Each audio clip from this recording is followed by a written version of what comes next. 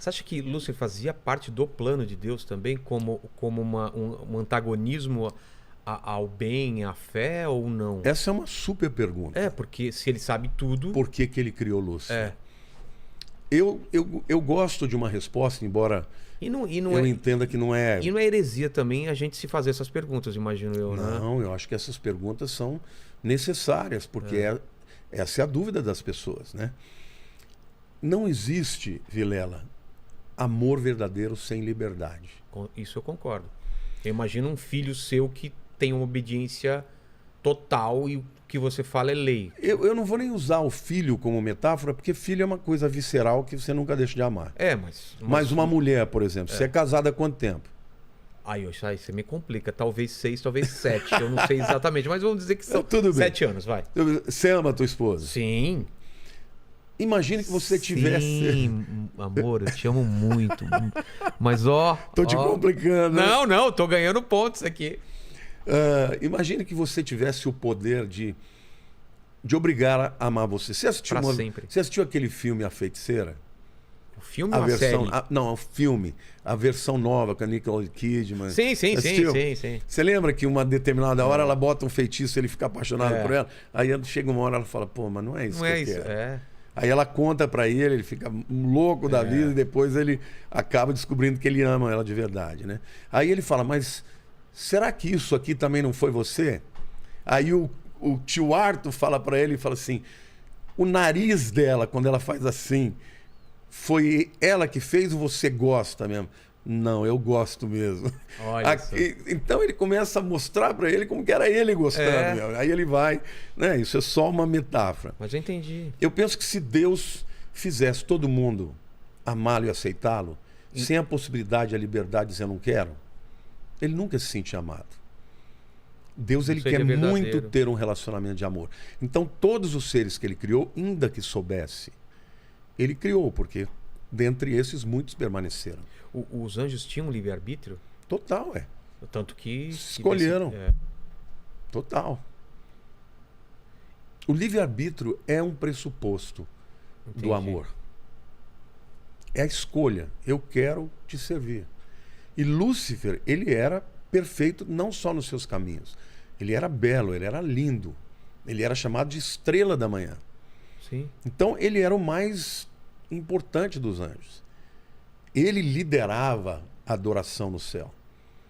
Até o momento que ele falou, por que eu vou dar adoração para ele? Olha como eu sou o cara. Deus sabia que aquilo poderia acontecer? Poderia não, que ia. Que ia? Que ia. E mesmo assim... Sabe o que é a onisciência de Deus? Eu tenho dificuldade de entender a Deus sabe o que vai ser, Deus sabe o que seria. De todas as alternativas... Por exemplo, Adão escolheu pecar, não escolheu? Deus sabe, até o final dos tempos, a história do homem com Adão pecando, e ele sabe realmente como seria se o homem não pecasse.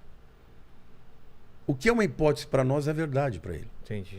Quando você falou do nome de Deus, eu sou o que sou, eu sou o que era, a eternidade faz com que Deus saiba de tudo antes dele dizer, haja luz. Todas as coisas já são do conhecimento dele. Então ele decidiu criar e todas as coisas vão convergir em Cristo. Até na queda do homem existe um propósito. Não foi Deus que fez o homem cair, mas foi a queda do homem que exaltou a Cristo.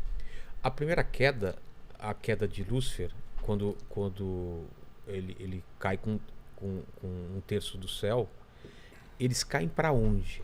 Porque tem gente que fala que o inferno é a própria terra, que é um outro lugar. Eles habitam os segundos céus.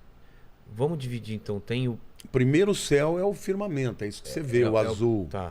O segundo céu é onde estão os principados e potestades nas regiões celestiais. Mas fica onde isso? Fica em algum lugar do universo. Não é...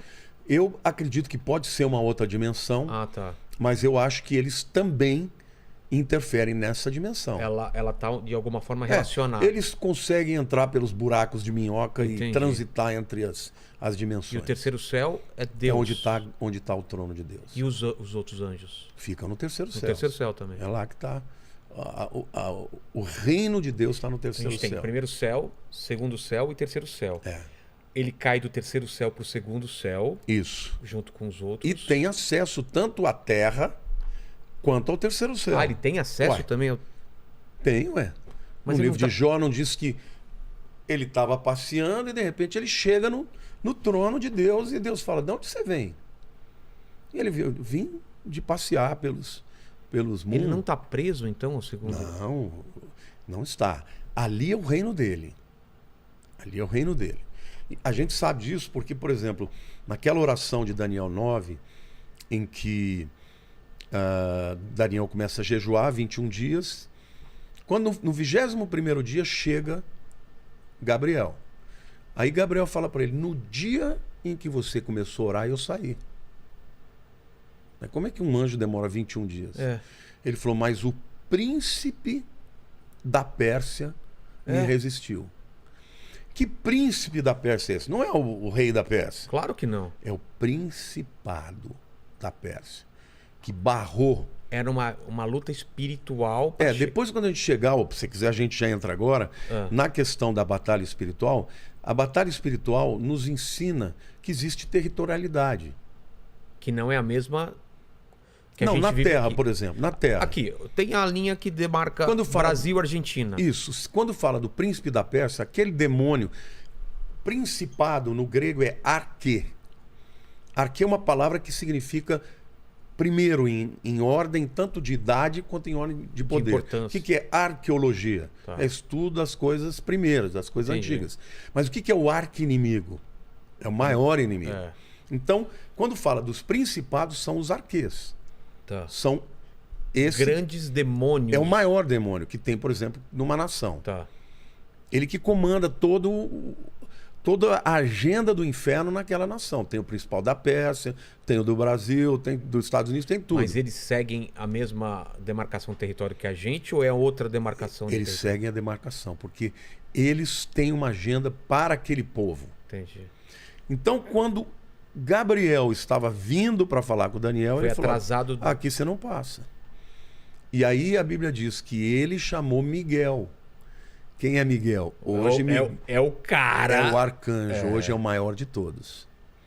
Agora, para dar uma força. Mesmo na hierarquia de Miguel com Lúcifer, no livro de Judas fala que quando Miguel foi contender pelo corpo de Moisés, ele não ousou lançar acusação sobre Satanás.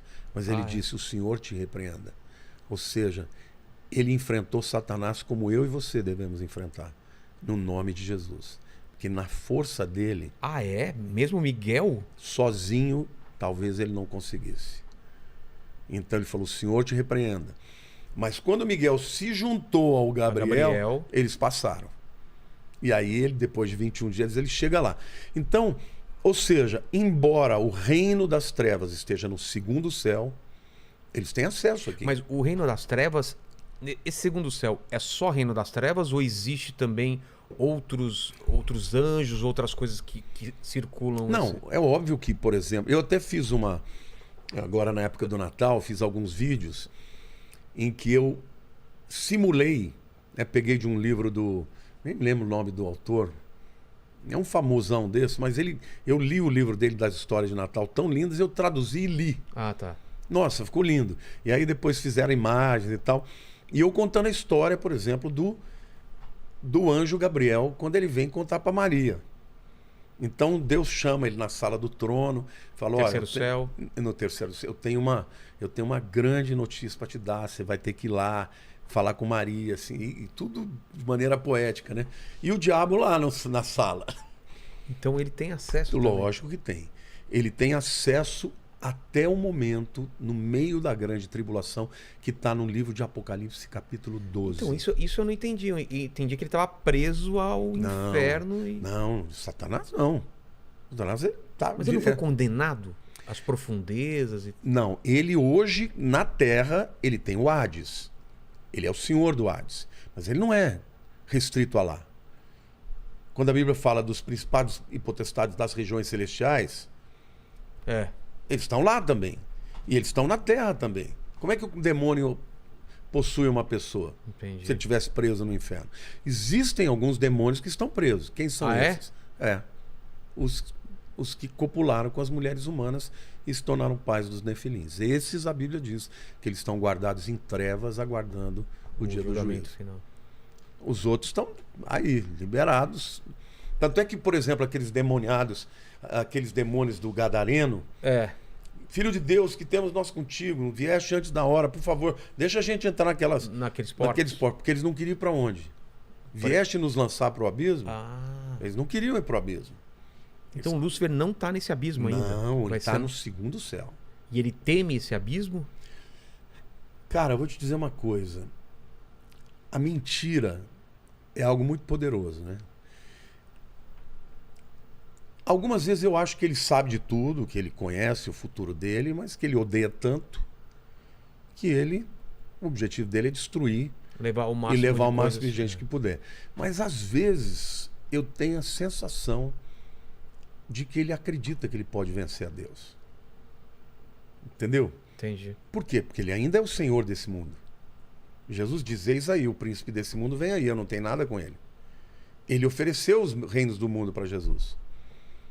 Te darei todos os reinos desse mundo se prostrado me adorares. E ele é o Senhor dos reinos desse mundo. Deus vai resgatar a terra através de Cristo. Mas no tempo certo. E nesse interim, cada um faz a sua escolha.